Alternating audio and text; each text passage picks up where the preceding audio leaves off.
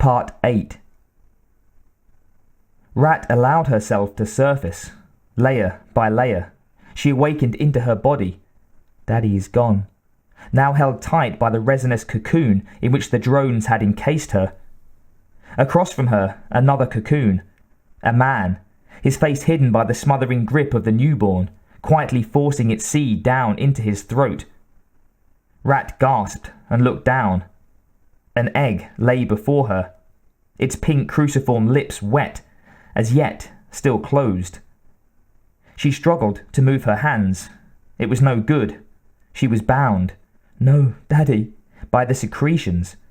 She wriggled her wrist and felt the heft of her pulse rifle, still in its holster. They hadn't tampered with the gear this time.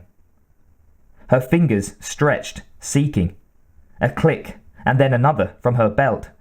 The sensors were functional. The timer was activated.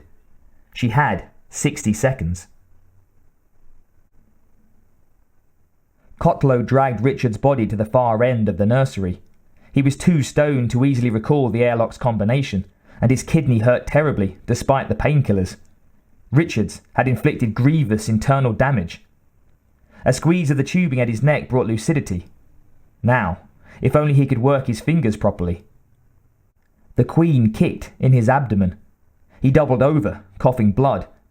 Another dose of sedatives, and she calmed enough for him to finish his task. Stenciled overhead was the warning: danger, waste disposal containment. Kotlow punched into the second combination, opening the lock. His ears felt the shift in pressure as the disposal unit's airlock yawned open in the bowels of the station. He savoured the ease with which he could lift the dead man's weight, despite his own injuries. Cradling the broken throat, he easily slid Richard's feet into the opening, savouring the ludicrous expression contorting the Oriental's features. Just as Richard's body was in position, Nurse Jaffrey walked in.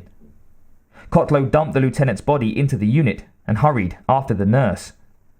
The soft hissing of the opened unit remained after the clicking of heels, the pounding of fists, and the sobbing had stopped.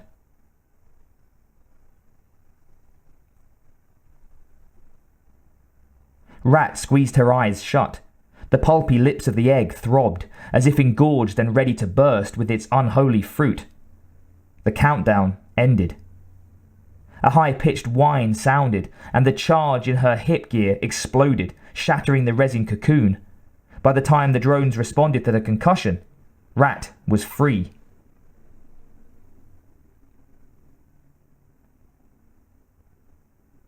The homing device flashed its signal in the command module, and Bort let go of the pain.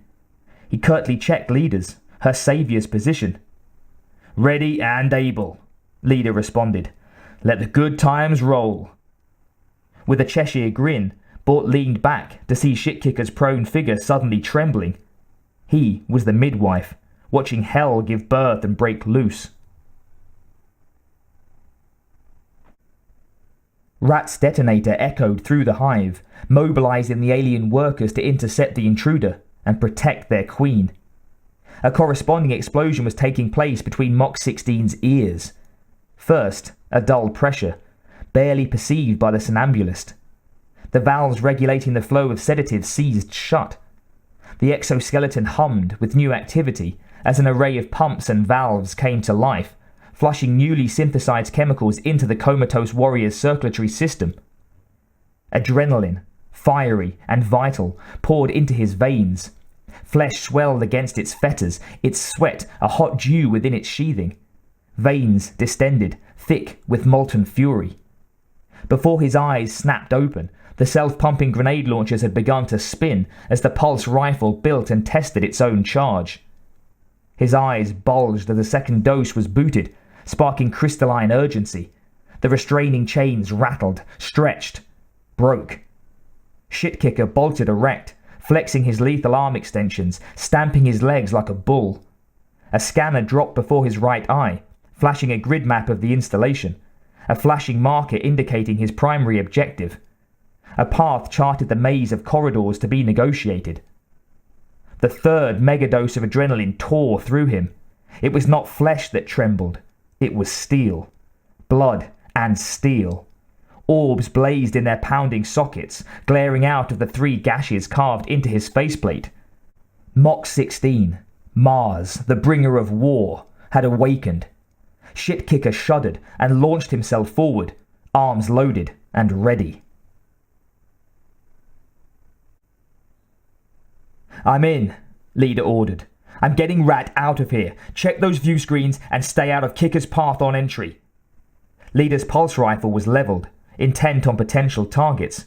He crisscrossed to the next entry, resins crackling under his boots. "Hostiles closing in on you," Ears reported. The first dropped from the wall, unfurling itself from the resinous layering. It moved, soundlessly, tail and talons crooked to strike. Leader peppered it with rapid-fire bolts. It shattered, an ochre blue flecked with sapphire. 4, 5, 6 more rose in its place, like some crustaceous hydra.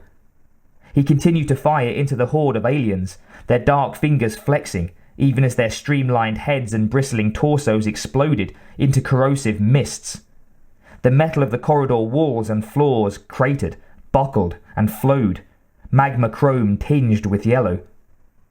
Leader hustled forward, head cocking from side to side, responding to every flex of chitin and bony hide. A tail would flash, scorpion-like, from above. A burst would vaporize the attacker. Another tarred scorpion sprang from the crevices of the hive walls. A succession of rapid-fire bolts split it, and its brethren, into pulp. In their wake, a tawny mist of sulphur and brimstone rose, pitting the walls all around it with its acidic kiss.